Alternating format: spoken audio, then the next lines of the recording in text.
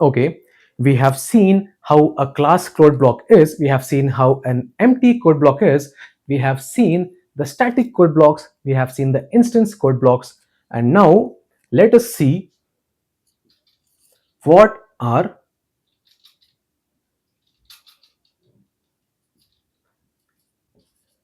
a code block, a special type of code block which is called as a method.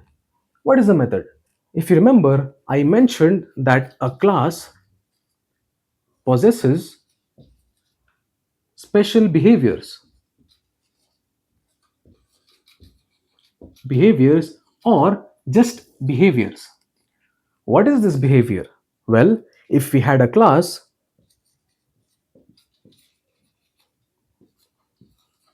Rolex,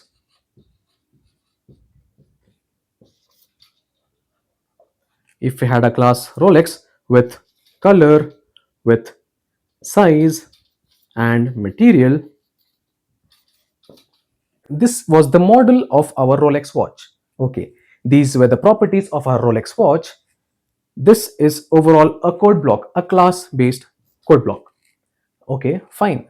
But the next step what we did was creation of an object.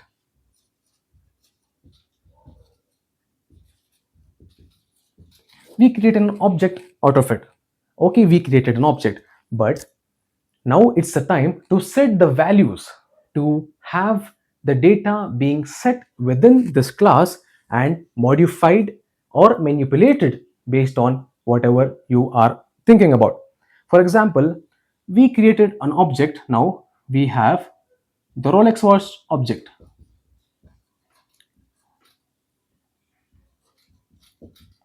I've just shortened this class names.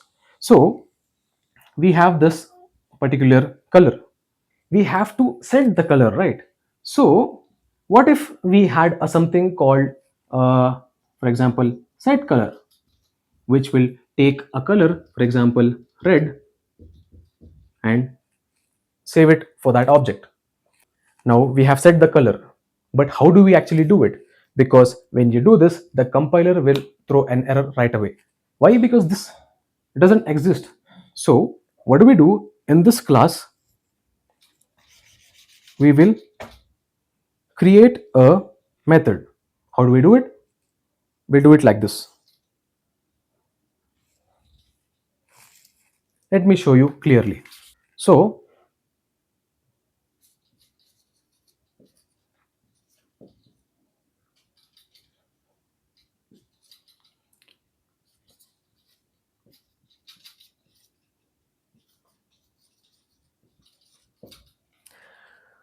we basically just we create a special type of code block which is called a method in this way.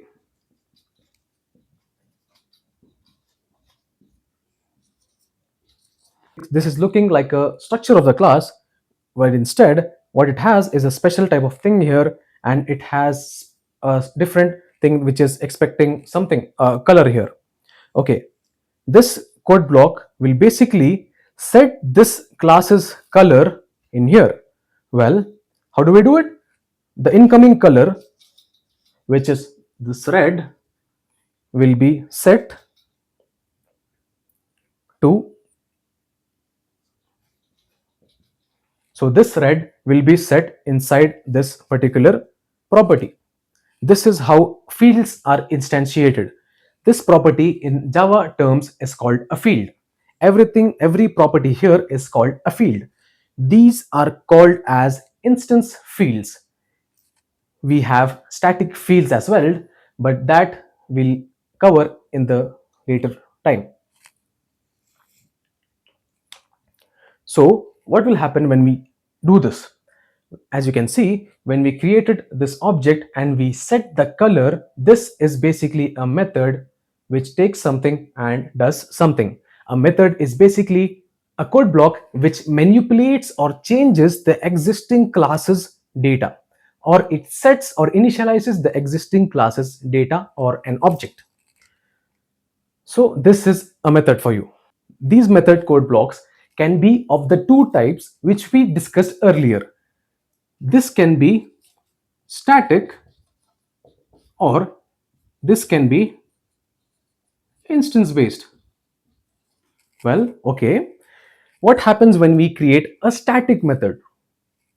A static method is by definition global scoped.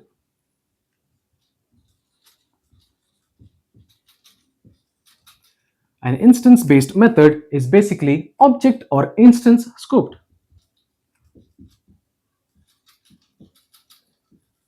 Normally, when we have called this method, this was instance scoped. This method we created is instance scoped. How do we know that? Because we did not use the keyword static.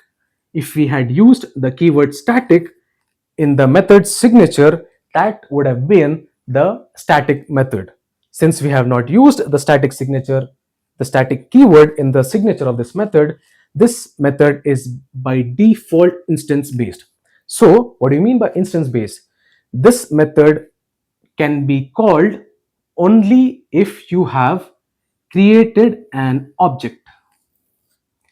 This can be done only with the object referenced variable. For the static creation, if we if this method was static, then you don't need an object to call this method. What you can do is directly call the method using the class name. Let me show you how.